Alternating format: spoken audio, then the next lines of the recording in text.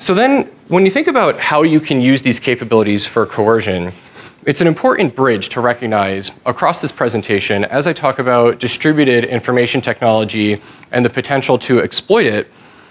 When you're trying to do operations at scale, when you're trying to go to war with an entire country, basically the incorporation of IT into everything is creating a new coercive lever that adversaries can use. And a key point to recognize here is it's easy for us being in Silicon Valley to forget that right now only about half of the world, less than half actually, is connected to the global internet. Let that sink in for a second if you haven't thought about it in a while. Less than half the world even uses the internet and has access to it.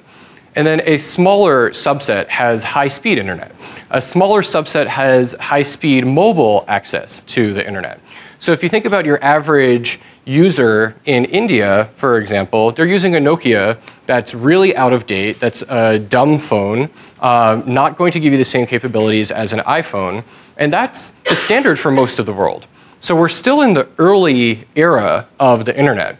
And as the rest of the world comes to use information technology and people come to be reliant on IT services, the rest of the world is increasing in vulnerability to cyber attack and other kinds of cyber operations. So as I started with the surveillance camera example, it's not just surveillance cameras, it's everything that has a computer or is connected to the internet, and it's at scale for the entire planet, for all kinds of devices for which we think it is useful to use information technology. So an important aspect of the logic to recognize that I mentioned earlier is that basically any device intended to be used by someone can also be compromised. And I know of no device that has just never been compromised in any way. There is always a way. And it might take a lot of work, it might be rare, but for things that really matter like military systems, we actually don't know how many exploits there are in the world because we don't see many of them as academic researchers. So instead, a good place to look, and I'll walk through a bunch of examples, is security researchers who do nothing but try to hack devices and to think about what this means at scale. So I started with surveillance cameras. I mentioned webcams in your computers. This guy, I mean, granted it's a mugshot, so he's going to look even creepier than usual. But try to imagine this guy able to see everything that you do on your webcam with your computer. So this is a great example. Why do we have webcams shipping with every computer now? It's because we want to Skype with our friends and family. And it's a great mechanism for bringing people together and maintaining relationships.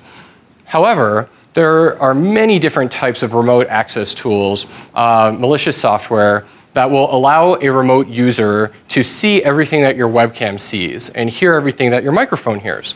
And don't immediately be concerned because on average this isn't happening to you, but it's happening to some proportion of users at all times. And the point that I'm going to keep coming back to and that you read about in the Microsoft research article is that the logic of attackers is a small proportion is sufficient to reach their ends. So even if you compromise a small number of military systems, if that gets you into a network that's valuable, you can use that network access as a beachhead to try to do worse things across that network. So I'm going to walk through a bunch of examples, and for each of these, just think about what the implications would be for these kinds of devices, much like your webcam, if you have hacked them as a foreign government, or even if it's a criminal actor going against you. One of the most consequential that people talk about who are cybersecurity researchers is control systems for industry, for buildings, for critical infrastructure. So it's a lot cheaper to have computers run things than have people like constantly running around and pulling levers and opening and closing valves. And if you're running a large plant, or you're running even critical infrastructure, like trying to provide water, it's expensive to have lots of people around all the time, and so it's better to just let them control these things remotely. And so there's a tendency toward automation and integration over the internet, or even what is supposed to be an independent network, but those are rarely connected to the internet, and I can get into that in Q&A if you're interested. But what you're looking at here is an example of a commercial product that lets you basically manage a building. Control the heating and air control systems, control the surveillance cameras, control door locks, control the elevators. And this is at a central point where, of course, you would not want the system connected to the internet. But if you're thinking from the mentality of an attacker, you're going to figure, OK, some proportion of people are going to go onto Facebook at work when they shouldn't and use Gmail, whatever. And so they're going to connect it to the internet even though they shouldn't. And in fact, this happens routinely. And in some cases, it is even intentional. So the example of someone being able to open and close valves lying in bed instead of having to force that person to be at work on point all of the time is exemplified with an iOS app that lets you control water distribution from home. And the only authentication for the app is a username and password. So basically, this is a commercial product that if you wanted to, you could just push a button and you're going to open or close valves for water distribution. This is hugely problematic because it cuts across all kinds of different things for which we have demonstrated vulnerabilities. Another is hotel room locks. And I'll bring in this logic once again of creating things because they're beneficial, but then create security vulnerabilities that companies don't necessarily have an incentive to fix. Hotel locks is a great one because it's really resonant with us, much like surveillance cameras. We've all stayed in hotels. You may think, OK, I want to make a cool product where you don't have to check in at the front desk of a hotel and get a key. Instead, I want to use electronic keys on a phone and let people pay in advance, and then they just go directly to the room, and the phone lets you unlock the door. Great.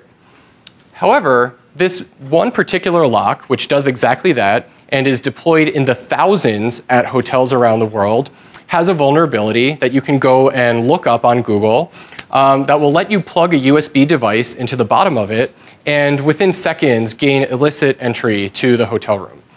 And this vulnerability has been out there for years. And there continue to be robberies using this exploit. But it's already distributed in the thousands. So the cost of replacing all of those vulnerable locks, or even having someone just walk down and try to update the software on each of them, is so costly, hotels have decided they just don't care about the existence of this vulnerability. And this exists for all kinds of things, including industrial control systems that have hard-coded passwords, meaning there's one universal password for all of these devices that are sold everywhere around the world.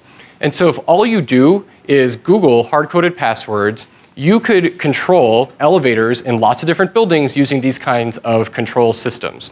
And you can't change the password because it's fixed in the device. Another example that is resonant is in vehicles. So it sounds far-fetched to think that you can remotely send a signal to a car to make a brake lock and the vehicle spin out of control. In fact, it is not.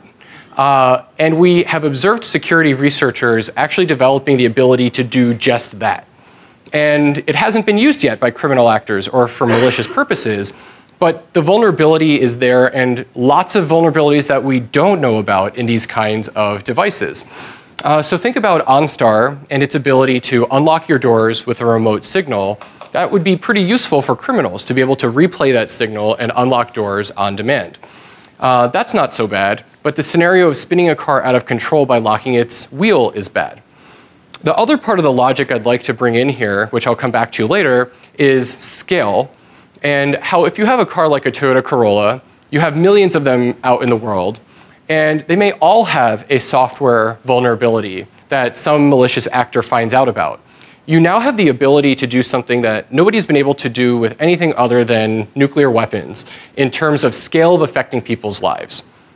So nukes are obviously worse than cyber. I'm not going to argue that point. You can kill millions of people very quickly with nuclear weapons. But there is no other category other than WMD of weapons for which you can almost instantaneously cause harm to many millions of people. And the problem is you don't know a vulnerability exists until it is used or somebody puts out a notice about it. So you can imagine, as another example, having something like your iPhone have a vulnerability on it where a remote signal can cause it to erase. And you send this out globally, and light moves very quickly. And you could, in theory, cause tens of millions to hundreds of millions of devices to wipe their memories before anybody notices and is able to do something about it. And the list goes on and on. So one of my favorites, because it directly can cause harm, is medical devices, where there are all kinds of things that people put in their bodies that can be remotely reprogrammed and have no authentication. So not just known exploits where you can find a hard-coded password, but no authentication, meaning the device assumes if you're trying to communicate with it that it's a legitimate communication and it's going to do whatever you tell it to. And this is for insulin injectors, cardiac defibrillators, all kinds of scary things. I think it happened in an episode of Homeland. I don't watch the series, but I've been told this. But it's a real threat that the Secret Service considered in Dick Cheney's implanted defibrillator. I think it was a defibrillator or pacemaker. Actually, it's a pacemaker. Yeah. Okay, so the last category to think about is military systems. So I mentioned drones earlier, but it cuts across lots. And a problem is it's hard for us to recognize what those vulnerabilities are ahead of time because the number of possible inputs and outputs is so great, we can't develop these systems securely from the start, even if we wanted to. Military systems are clearly an example of something where we know they need to be secure, but you have lots of different contractors building different components, and knowing how they interact is really hard to do, and it's very, very complicated to model. So my favorite example is kind of an old one now, but it's still great. Sunk by Windows NT was my favorite headline related to this incident. There was a Navy ship that had an internal network, and some application on the network tried to divide by 0. And this is something that you can't do, and you should be checking inputs to not have it try to divide by 0. In this case, when it did, it actually caused a cascade effect that crashed the entire local network on the ship, including its propulsion. So literally the ship stopped and was dead in the water with no power for 3 hours. And the Navy acknowledged this. This is all public. You can go look it up. This really happened. This isn't a hypothetical in a research lab. The hypothetical that you care about is what if other vulnerabilities like this exist in other military systems and we don't know about them? And then what if we don't know about them and our adversaries do know about them? So the thing about ships that aren't moving is they're really easy to hit. It's really easy to hit a non-moving target. So imagine if in some hostility your adversary is able to send a signal that causes your military ships to stop functioning.